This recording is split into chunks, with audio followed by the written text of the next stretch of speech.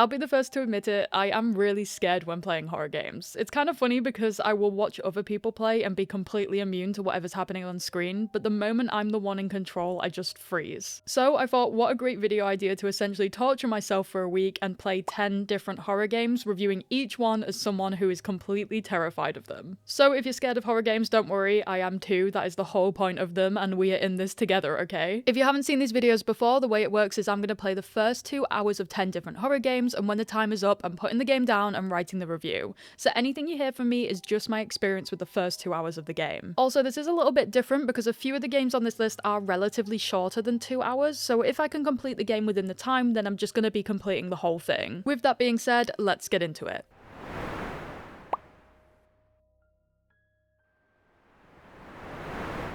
Little Nightmares has genuinely one of the spookiest atmospheres of any game I have ever played. I don't know if this was because I played it at the start of this video, but even after finishing all the other games and coming back to write this, I still feel like this game had something really unique going for it in terms of how I felt when I was playing it. It wasn't jump scary at all, but this more like tense feeling of horror. I really felt like there wasn't a single moment where the world wasn't against me, as if I had to actively make my way through this hostile environment without dying, and if I let my guard down for even a second, something would eat, kill, or attack me. On the level design, it's just brilliant. Everything feels enormous compared to you as you're constantly climbing up furniture and dragging around chairs, just trying to navigate a world that was clearly not built for someone your size. And what I love is that the objects you use to traverse this environment also tell a story. One of the first things I did was use this man's chair to climb up to the next area. Now, to keep this video monetizable, I won't go into detail about what he was using that chair for, but the fact that we come along and just take it to help ourselves instantly sets the tone. This is a dog-eat-dog world, and if something, no matter how disturbing, is going to help us survive, we're taking it. Later on, there's also this rope that you climb up that's made of tied together blankets. Someone has clearly fashioned it together as an escape route from the exact place that we are heading into. And if that wasn't enough, seconds earlier you see this horrible, like, long-armed man dragging something towards the building we're about to enter into. I actually hated every second of climbing up this rope because of the way that it was set up, and because it's a horror game, that is a big positive. Speaking of that long-armed man, this guy's called the Janitor, and his character design is horrifying. I just don't like looking at his long arms. For some reason, they kind of freak me out. Everything in this game is just uncomfortable to look at in a way that fills you with dread, because you just know at some point you're gonna have to sneak past them or try and run from them. What I'm trying to say is this kind of anticipation and build-up is built into the design of the characters and the levels themselves, meaning we don't have to have explicit dialogue telling us what's gonna happen. It's just all environmental and therefore makes the game feel a lot more atmospheric as a whole. I also think the art style is just really unique and worth mentioning because it's clearly so unique that it inspired other developers to make things that look similar. Games like Bramble the Mountain King feel very influenced by this kind of dark horror aesthetic, and while the side-scrolling horror puzzle format isn't new, I think of games like Limbo as one of the earlier standouts in that space, Little Nightmares takes that structure and completely makes it its own. The atmosphere, the scale, the horrible looking character design, the environmental storytelling, especially considering that there's no dialogue, all works together to create this world that feels cohesive and just very unsettling. I really think that Little Nightmares is one of the few games on this list that I would confidently recommend to someone who doesn't usually play horror games but wants to try a really good one. It doesn't feel overly punishing when you fail, and the mechanics are simple enough to grasp that the game doesn't even need a tutorial. It just kind of drops you in and lets you figure it out for yourself. And despite being horrifying and tense, it's not the kind of horror that's going to make you jump out of your skin every 5 minutes. Even though I haven't finished it yet, the story has me hooked and I want to know where it's going, and that is always a good sign. This is absolutely one I will be continuing when the video comes out. Iron Lung for me is, in my opinion, the absolute pinnacle of atmosphere and tone in a horror game. The premise alone is already horrifying. You're piloting this tiny submarine through an ocean of blood on an alien planet, and there's actually a lot more going on under the surface in terms of story and lore. You can read about the world through your terminal and from notes inside the ship, and all of that context adds this extra layer of despair to what you're doing. But since this video is going to be a little bit spoiler-free, I'm just not going to go into crazy detail. Just know that understanding who you are and why you're there there makes everything feel 10 times worse in a really good way. What is crazy about this one is I had actually watched other people play this before and I knew what was coming, and yet still playing it myself was a completely immersive experience. Even knowing certain moments were on the way, it still scared the absolute heck out of me, and I jumped multiple times and was just dreading every single thing that would happen next. The mechanic of having to press a button to take a photo is just brilliant. You can't see outside of the submarine normally, and instead you have to manually take pictures to know what's in front of you. And every single time you press that button, you are fully aware that anything could show up on that screen. And it's just that pause, that split second between pressing the button and the image appearing, that absolutely gets you. It's just long enough for your brain to start spiraling and you almost want to look away before the photo develops, which I did a couple times whilst playing in the more intense scary moments. The sound design is incredible and the game relies heavily on it because mechanically you're just kind of maneuvering the submarine and are stuck within those four walls, so if the audio fell flat, the entire experience would too. But instead, they absolutely nail it and even use it to amp up the tension. For example, when you get too close to a wall or an obstacle, a small light flashes on your control panel and this loud beeping starts going off. If you're super focused on carefully steering through tight corridors, that sudden beep made me jump a lot, and later on the game uses that beeping in some really clever ways to make you even more nervous. There's also these constant oceanic sounds layered with like distant bangs and crunching noises that make you feel like you're not alone down there. Whether something is actually out there or not, it doesn't matter, you're not going to be able to see it, but the idea that something could be is enough.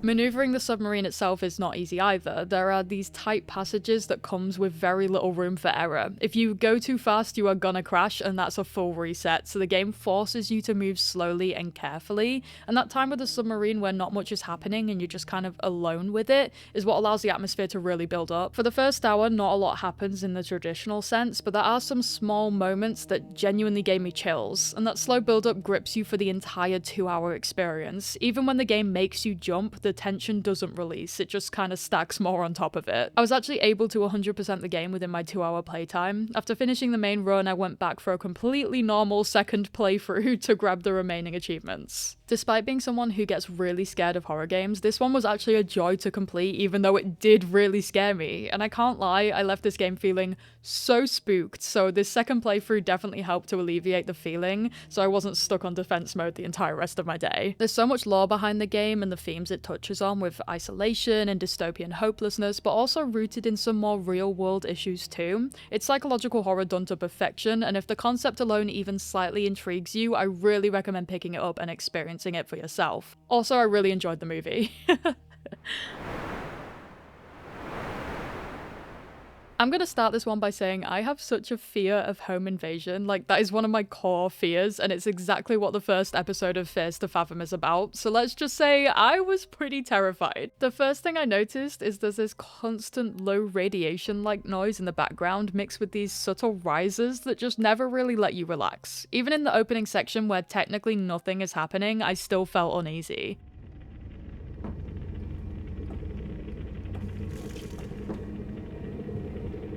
It really feels like the game is telling you something is coming, even when it isn't, and that anticipation never actually leading to anything is just really horrible. What really kicks the game off into, now we're gonna start with the horror, is when you're sat down watching TV and you just catch this glimpse of someone walking up your stairs in the background. It's a blink and you'll miss it kind of moment, and those things personally are always what make horror media leagues above the rest for me. I think about things like Hereditary as examples of great hidden horror to make you feel uneasy. Like, the first time I played this, I did question myself a little bit if I actually did see someone walk up the stairs or not because of how subtle it was. I'm gonna be so real, from that moment onwards I was checking my corners constantly as I did not trust a single thing in that house. Not long after this, the game wakes you up in early hours of the morning to go get water, and now all of the lights are off. And I know that sounds really obvious, like, oh, it's dark now so it's more scary, but I was already on edge before this. The sound design, the VHS aesthetic, the subtle movements in the background already, it's just built this unsettling atmosphere before anything major even happens.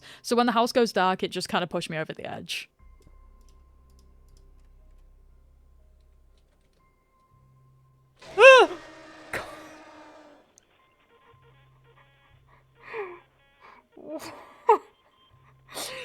I didn't like that.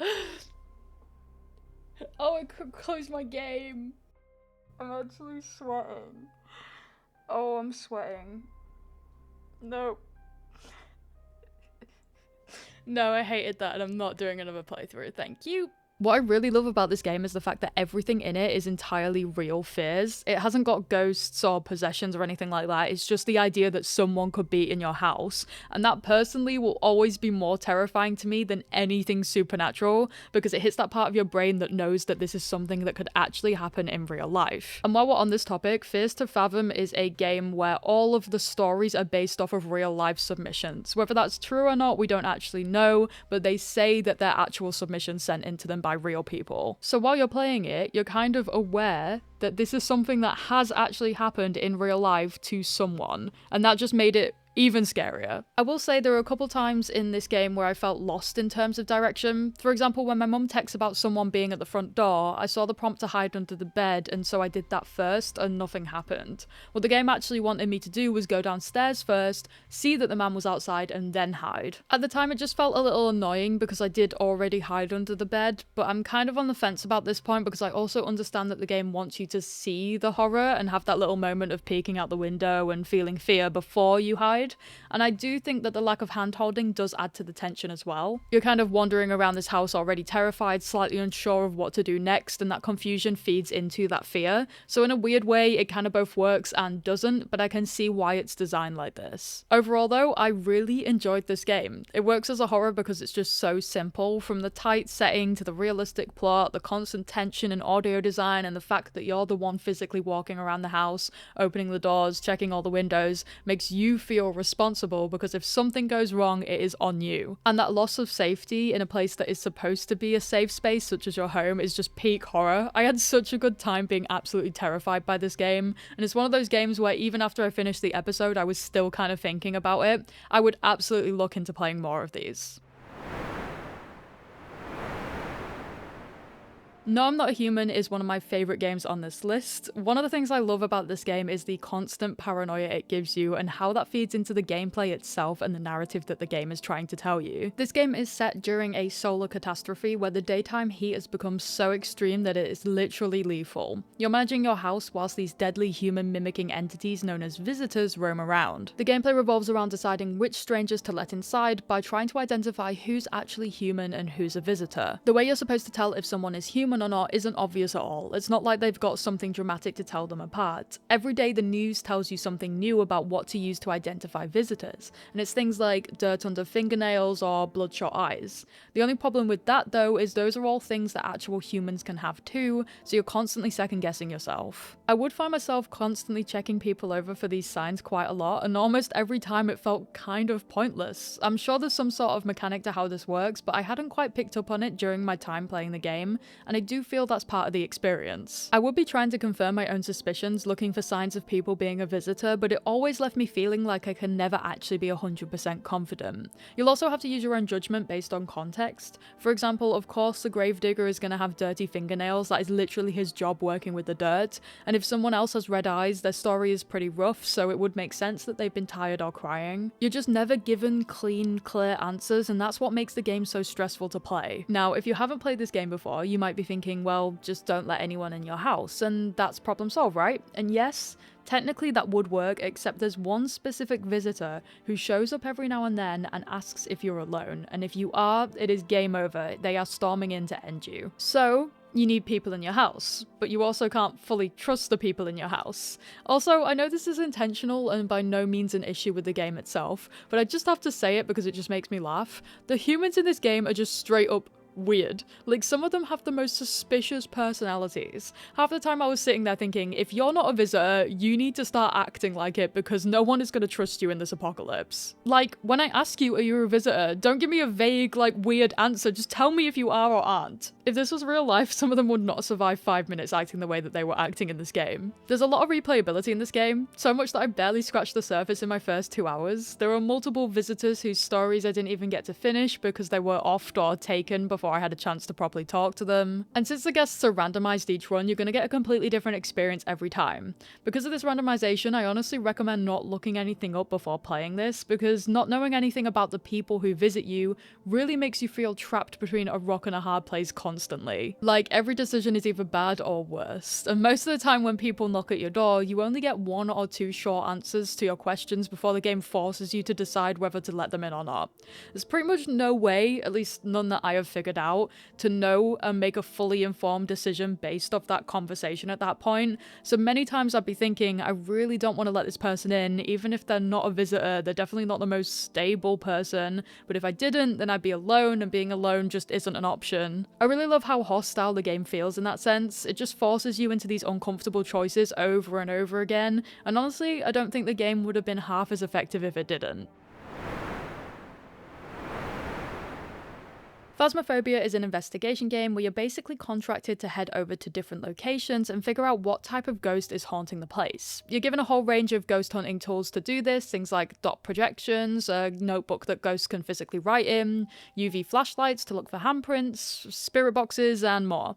Depending on what type of spirit you're dealing with, you'll get different evidence through that equipment, and your job is to piece together those clues and correctly identify the ghost. There are also curse items scattered throughout the map that let you directly interact with the ghost, things like an Ouija board that you can literally speak into your mic and ask questions and the ghost will respond through the board. It's actually really immersive in that way, and the fact that it uses your voice just kind of adds this extra layer of tension because you feel like you're actually talking with something there. I played solo for this, but the game does have a proximity chat if you're playing with other people, and I can absolutely see how much fun that will add to the experience. You're wanting to stick together as you hear your friends' voices fade as they walk down a hallway, and even just cracking up when someone starts screaming from another room. That being said, I can't lie, playing on my own made this game 10 times scarier at the start. I straight up did not want to leave the van. I stood there looking at the monitors for a solid few minutes, just kind of building up the courage to even open the door. I think if you're playing in a group or even with just one other person, it becomes a bit more chaotic, but like a fun horror experience. But I still had a really great time playing alone too, and weirdly, it's probably for a different reason than you would expect. When you're solo, the game becomes more of a grind to just kind of like level up your character by completing successful missions, and I actually don't mean that in a bad way, as around the 1 hour mark, the scare factor kind of switched off for me, and instead of just being terrified, I became weirdly obsessed with learning how to properly identify each ghost type and understand the mechanics of the game. Like, I mean, I was literally pulling up YouTube videos mid-session, watching guides on how to tell certain spirits apart. Things like their walking speed during a haunt can instantly tell you what kind of ghost it is, and I'm just sat there like, I need to be taking notes. I think this is probably because I'm such a huge puzzle game fan, and especially a fan of detective-style puzzle games, and Phasmophobia is kind of just that. It's learning the patterns, eliminating clues, understanding the ghost's behavior, and piecing together everything logically. The more I learned, the more it shifted from a pure horror experience to more of a puzzle detective game in my brain, and because of that, through no fault of the game itself, the scare factor did kind of lessen. Once you understand how things work behind the scenes, it's kind of like peeking behind the curtain of a haunted house, especially because I played round after round for 2 hours straight. I definitely desensitized myself to the scare factor. But I do want to be clear, that's not a criticism. If you play this the way most people probably do, just hopping on for a scary night either solo or with friends, this is going to be an absolute blast for at least a few evenings. It's tense, it's immersive, and it has just enough janky moments to also be kind of funny in some moments. That being said, if you're someone who is actually really terrified of horror games like I normally am, and you don't want a super spooky experience, you might not want to play this one because it does a great job of being a really immersive ghost hunting experience, and you will freak out because of that. One of the reasons I was able to push through that first hour of being absolutely petrified was because my brain latched onto the detective aspect of it, and that carried me through the earlier stages where I was scared to a point where I could just be more comfortable and desensitized to it. I think had I not been recording this video and having to play 2 hours of it, I probably would have dropped it after 30 minutes because I would have just been too spooked out. If you don't play it like an absolute maniac though, like I did, and analysing ghosts' walking speeds and such, I think instead playing it as intended, you're in for a much more consistently spooky experience and something that you're going to have a lot of fun with. Either way, it is a great game. World of Horror is a turn-based combat roguelite inspired by the works of Junji Ito, and for anyone who doesn't know who that is, he is a horror manga artist mainly known for his really unique and unsettling style of body horror. First of all, the things I love about this game. The art style is absolutely stunning, and the entire game is drawn in MS Paint, which honestly is kind of insane and completely nails what it's going for. The character designs are grotesque in all the right ways, and the world itself feels uncanny. You can also customize the colors and overall visual style of your run, which I really appreciated. As much as I love the traditional black and white manga look it's clearly inspired by, some of the alternate color palettes are way easier on the eyes and just adds a nice bit of variety between runs. Something that's also really cool that I did not expect is when I tabbed out of the game to write notes and then tabbed back in, sometimes it would trigger a little jump scare.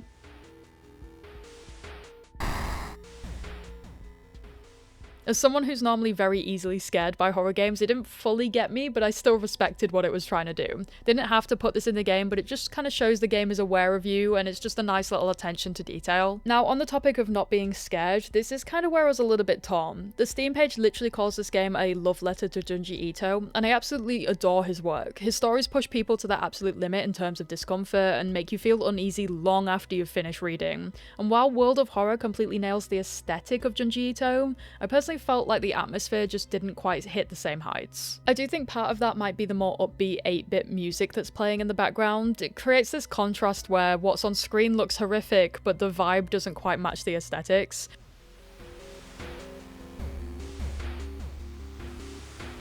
I get that it's going for the old point-and-click turn-based thing, but I was kind of expecting a bit more atmospheric horror from it based on the trailer. I actually found that the trailer made me feel more scared than the actual gameplay itself, and if there had been more cutscene style moments like this woven into the game itself, I actually think I would have been fully sold on the atmosphere. Some of the stories also move by pretty quickly, which means there isn't always enough time to really let the horror marinate and develop narratively. Now, I've got to be honest, getting hang of the controls was a little bit tricky for me. I rarely play turn-based games, so I'm fairly new to the genre as a whole, and I don't necessarily think that's a huge fault of the game that I struggled to grasp the concept, especially because this game is pretty heavy on the mechanics. The developer even leaves a little note in the game saying that it might feel like a lot at first and that they'll try their best to explain things. Also, side note here, if you want to see me play some turn-based games, do let me know down below. Something I love about these videos is they make me play games that I wouldn't normally play, and oftentimes I get shocked about how much I enjoyed a game that I didn't expect I would. So let me know any suggestions for turn-based games down below. That being said, the game pushes players towards the scissors scenario as your first story, so obviously just loaded in I clicked that one, and the tutorial there is pretty weak.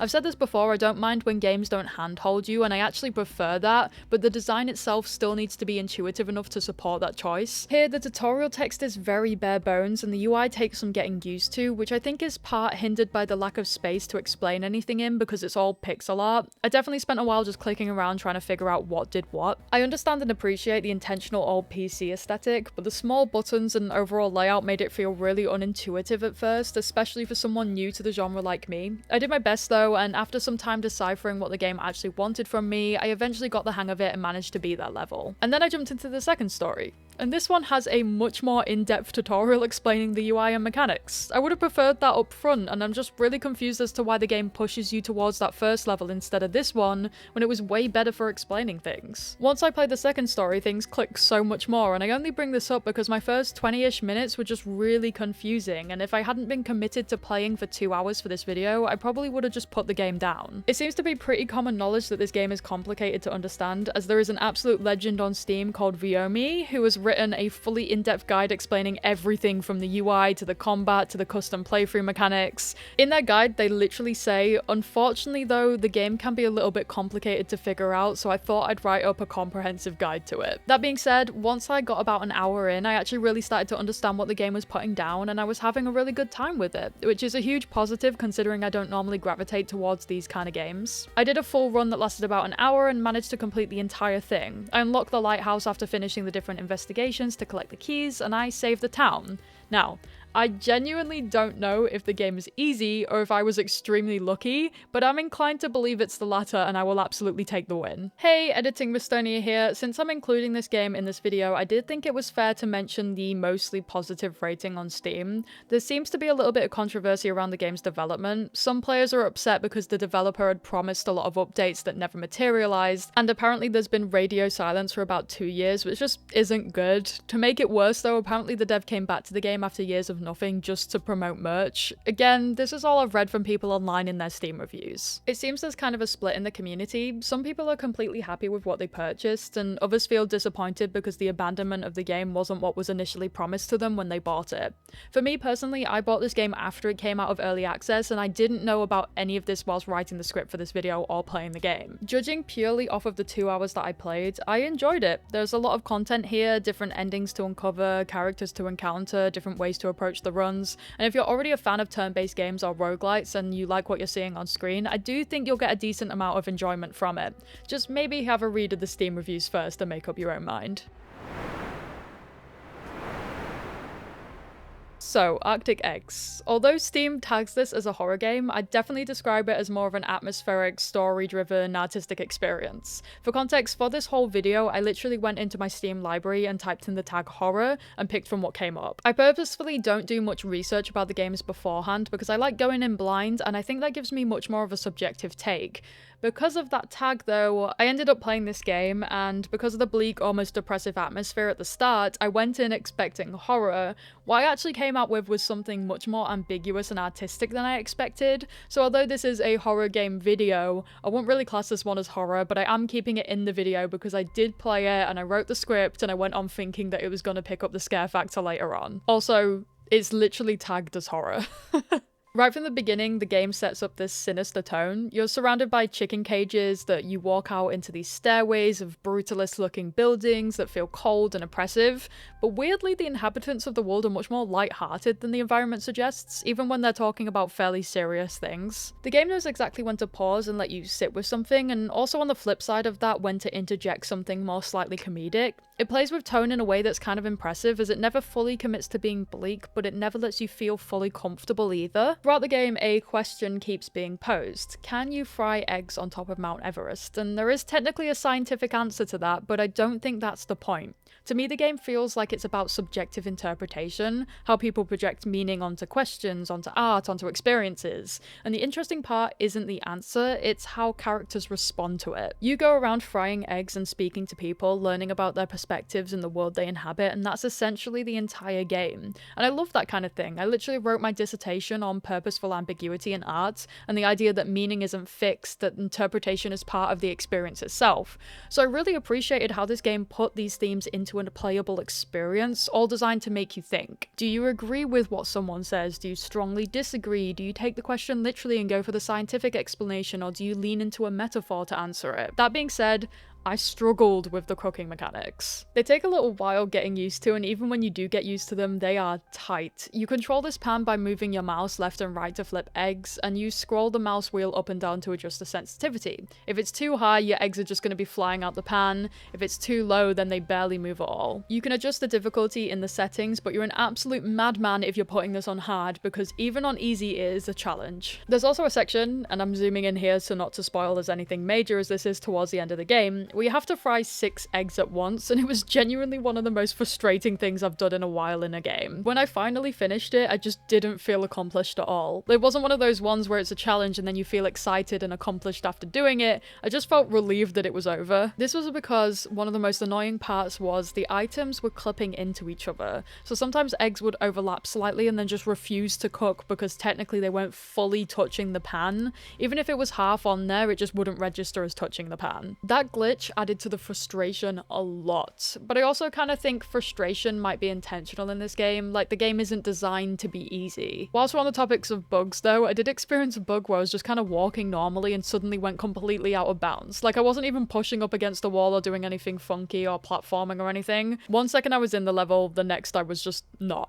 Luckily, the game saves reload you at the start of the current area that you're in, because if they hadn't and I'd lost an hour and a half of progress, I would have just put the game down, I can't lie. As for the horror tag, I think it's because there are certain disturbing visuals scattered throughout this game. There are definitely moments where the game wants to make you feel uncomfortable, but honestly, 90% of it feels more like an exploration in a strange world with weird commentary and occasional slapstick humor thrown in. Out of all of the games on this list, this one is probably the hardest for me to recommend universally. You're either going gonna really connect with it, it's just not gonna be your thing at all. The closest comparison I can think of would be games like How Fish is Made or Threshold, but less outright horror and more surreal and interpretive. If you enjoy those kind of strange, ambiguous, or slightly uncomfortable experiences, then you're probably gonna really like this one. I managed to finish it just within my 2-hour playtime for this video, so it is on the shorter side like most games in this kind of niche, but it felt like there was still more I could have explored. I'd estimate maybe 3 to 4 hours in total if you really take your time. Like I said before, if you're into weird artsy or interpretive games, this one definitely pushes further into that territory. It's another step on the weirdness scale, and it's an experience that's probably worth trying for yourself if that's your sort of thing. This is another one that came up under the horror tag on Steam, and while I definitely felt a bit freaked out at start, mostly because I was definitely thinking that this game was about to do some sort of glitchy jump scare at me, it's actually way more in-depth and much more of a puzzler than it is horror. I'm glad that I'm making this video because I probably would have steered away from this one based on purely my preconceived idea of what it was, but at the same time I'm a little bit disappointed that it didn't lean further into the horror atmosphere. This was created by the same developer who later made Inscription, and for me, that game really committed to the creepy tone in a way that worked so much better. So this dev is definitely developing their style with each game, and I do love to see those sorts of things. For this one, I'll start with what I liked before getting into my issues later on. First of all, I loved how heavily it leans into that fourth wall breaking gameplay. For the time it released, this was doing something really fresh. Creepypastas were huge back then, found footage style horror was everywhere, and the idea of a malevolent demon living inside your game speaking directly to you as the player felt really cool to experience. It takes control of your mouse, messes with your typing and gameplay, and it's just really neat all around. Obviously, we've seen more games experiment with this meta concept since then, but in 2016 this felt super new and exciting, and you can definitely feel the era when playing the game. Around that time, games like the Stanley Parable were popularizing metafictional ideas, and you can see how inspired developers were by that wave of fourth wall breaking game design. One of my favorite mechanics here are the code sections. You essentially go into the back end of the game and solve puzzles to hack the system. You move a key through lines of code by placing directional arrows into slots that the game gives you, which then alter how the keys travel across the screen. As the game progresses, these puzzles evolve nicely, adding restrictions, requirements, and more complexity. Could they have pushed the hardness of these puzzles further? I think so, but they're at that sweet spot where you're challenged just enough to stay engaged without completely stalling your progress and keeping you stuck on one for a while. My first hour with the game was really enjoyable. Where it shines most is in those metafictional moments when the demon is interacting with you directly, changing the rules, messing with the interface, and forcing you to do things you don't want to do. That was when I was really enjoying my time with this game. However, I do think the game overstays its welcome a little bit. The gameplay became just very repetitive for me, and at around the 1 hour mark, I caught myself checking the clock to see how much longer I had left to play, and that's not really a good sign, especially considering this is still a relatively short game. Outside of the meta moments, the game is essentially a simple platformer. Basically, if you've ever played that Chrome dinosaur game that comes up when your internet goes down, Pony Island is just that. You jump over obstacles coming at you and shoot enemies with a laser beam. The full experience ends up being a rotation of that platforming section and the code puzzles over and over again for about 2 hours, neither of which really ever pose a challenge, you just kind of do them lots. To show that repetitiveness, I'll probably include a little bit of a montage in the video just so you can see how much of the same mechanics are repeated over and over again. I didn't actually finish the game within my 2 hour playtime, but after looking online, I think I was fairly close to the end. If I hadn't been stopping to write notes and record my thoughts, I probably would have completed it. I do think eventually I'll go back and finish it, but right now the repetitiveness makes me want to take a bit of distance from it first. Overall, I think the premise is great. It definitely has some clever moments, and if you can grab it on sale, I'd say it's definitely worth checking out. But for me personally, a game tagged as psychological horror and horror in general, it just wasn't scary at all, and someone who loves puzzle games, it didn't really hit on that front either. I think for a 2016 release, it was doing something really cool and very of its time, but playing it today, I do feel as if there are other games that explore meta horror concepts in slightly more refined or modern ways. I actually really enjoyed It's Just a Prank, and I think that's mainly because it's not super heavy on the horror, but instead it tells a story that in itself is pretty horrifying. I personally class this one as more of a thriller than horror. The game does focus on some more sensitive topics, including abuse. I'm not going to go too deep into that here because I want this video to be something that everyone can watch comfortably without having to worry about specific details, but I do think it's important to mention that those themes are present. The game does include content warnings when you boot it up, which I really respect, and if you're planning to look into it further, I'd just keep that in mind before checking checking it out if it's something that you're not feeling. The game itself is essentially a walking simulator. It took me around 30 minutes to complete, and a good chunk of that is hands off the controls cutscenes where you're just kind of watching things unfold. But honestly, I didn't really mind that too much. It kind of felt like the game is trying to tell a story first and foremost, rather than being mechanically complex. I actually follow the creators, the Boba Bros, and I've been watching people play all of their games because I really love what they're doing. It's Just a Prank, I think, is one of their first games, and it's at least their first one on Steam, and since then they've released a few more. You can really see their style evolving over time, with each game leaning into more metaphorical, ambiguous horror, and with every release I've found myself enjoying them more than the last. Their most recent game, No Means Nothing, is also definitely worth checking out. That being said, I specifically chose their first game for this video though because I wanted to experience their games getting better and better for myself. I did also buy the other ones with this video, so maybe in the future I'll cover the others on the channel too. When it comes to It's Just a Prank itself, one thing I really appreciated is that it doesn't explicitly show you the horror at the end. By that point you're already understanding what's happening, and the game doesn't need to sensationalize it.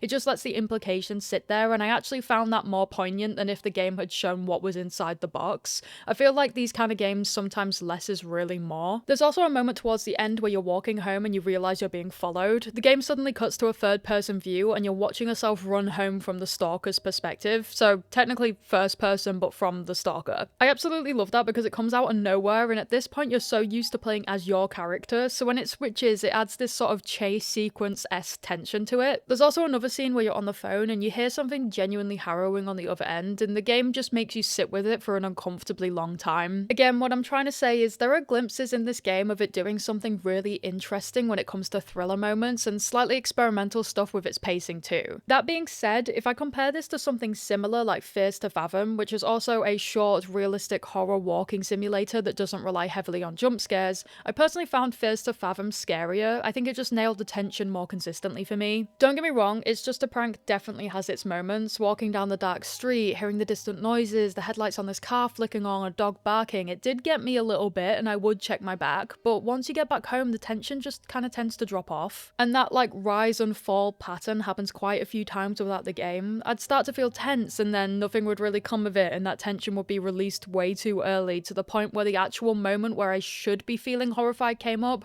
I was just kind of chill. I think the game would have liked me to be a bit more scared at this moment, but I was just kind of so used to tension not really going anywhere at that point that it kind of fell flat. Whereas with something like To Fathom or even Iron Lung, the tension just keeps building and building until the very end, and I think part of that comes down to control. A lot of It's Just a Prank is hands off, and I've realized that I tend to feel most scared in games when I'm in control. When I'm the one that's actually making these decisions, I have a bit of a feeling of like, oh, what if I mess up? I don't want to mess up, I want to make sure I'm doing everything right, and It's Just a Prank removes that player agency with its cutscenes a little bit too much for me and just softens the fear. But for the dev's first game, again the first one on Steam, I honestly think it's really impressive. There are some cheaper transitions, for example fading to black with sound effects instead of fully animated scenes, but for a £2.49 game, or about $3.38, I really don't mind that. It fits the scale and the character of what they were trying to make at the time. And if this one doesn't fully click for you based on my review, I really recommend checking out Boba Bros' later work. They're becoming one of those indie devs that I actually wait to see releases from because I can tell that they're improving with each game. It reminds me a little bit of watching Chiller's art evolve over time, with each project getting more refined and having more distinct in its identity. Overall though, just a really short walking sim horror game that I kind of enjoyed.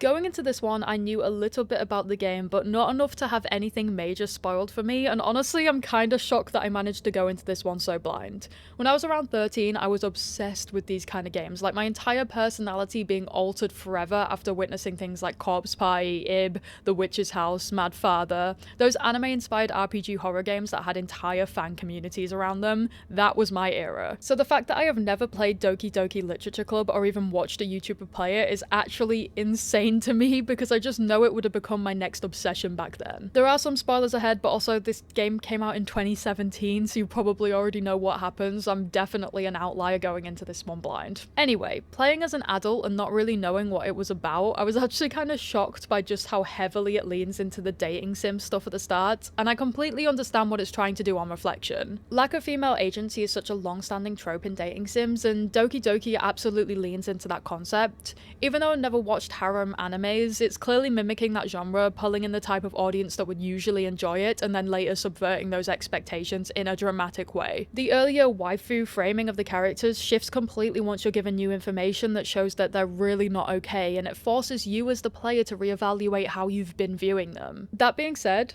playing this for the first time and not knowing that the shift was coming later, I was deeply uncomfortable for the first hour or two. When it was just masquerading as a school dating sim, I actually had the worst experience playing this game, and I just hated any time my character spoke. The objectification of it all just almost made me put the game down and scrap it from this video entirely. If I hadn't looked into online that was kind of the point, and the whole point of the game later is to flip this script, I probably wouldn't have continued, because it masquerades as a chill dating sim for way too long. Like, I'm talking about 2 hours of this. And I honestly think if you don't stick with this game long enough, you will leave with the wrong impression of it. Despite this format of this video being me playing games for 2 hours, I did decide to keep going for that exact reason. I want to give it a fair shot, and if I hadn't even reached the actual concept of what the game is really about, I didn't think I could properly form an opinion on it, especially since 2 hours in there had been no horror and this is a horror game. I'm really glad I continued, because once things started to get a bit weird, the ball really rolls with it and you can actually see what the game is trying to do.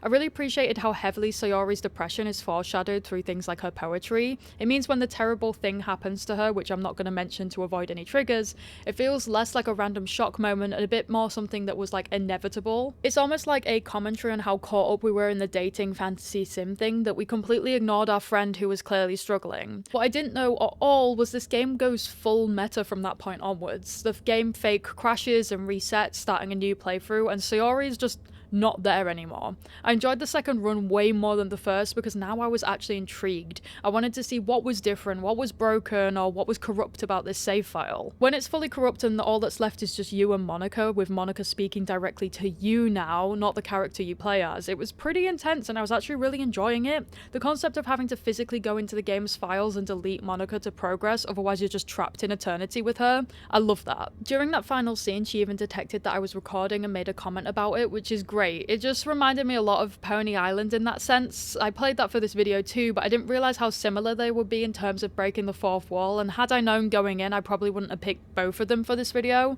but that kind of interactivity of messing with you as the player does add a different kind of spookiness, and I really have to give them both credit for that. That being said, I wouldn't call this game scary, it's just more creepy, and it does rely on some cheap jump scares that are just kind of random enough to remind you, hey, this is a horror game. I'm personally never really a huge fan of that. Even though I'm terrified of horror games, I really appreciate when they build tension slowly and consistently. Like, if you're gonna jump scare me, then please earn it. This game did have that once, in a way that really works for me, but all of the other moments just felt like they were weird for the sake of creepypasta energy. Like, it's been a while since something weird happened, so here's something visually disturbing. Overall, I think this game is very much a product of its time. Creepypastas were huge, Tumblr fandoms were huge, YouTubers playing these type of games were huge, and as someone who was absolutely the target demographic in 2017, I can completely see why it exploded the way it did. I'm literally picturing Tumblr accounts dedicated to these characters right now. Playing it now though in 2026, I just don't think in terms of gameplay or writing it's the strongest horror game on this list. And I do want to caveat all of this by saying I'm not someone who usually plays a lot of visual novels. There are only a few that I've really loved, and yes, until then, I'm looking at you. You are single-handedly the reason I'm still open to trying new visual novels. So while Doki Doki might not be my personal favourite horror experience on this list, I absolutely understand its impact and how it became such a phenomenon and why for so many people. Thank you so much for watching. As someone who is genuinely scared of horror games, I actually had a really good time making this. If you enjoyed this video, make sure to give it a like, and please do consider subscribing to the channel. Any sort of interaction with the content pleases YouTube's algorithm, which means that I can continue making content just like this one for you all in the future. If you played any of these, let me know what you thought. I'd love to hear all of your interpretations for these games, and if there are any horror games that you think I should try next, do leave them below. But thank you so much for watching, and I will see you all in the next one.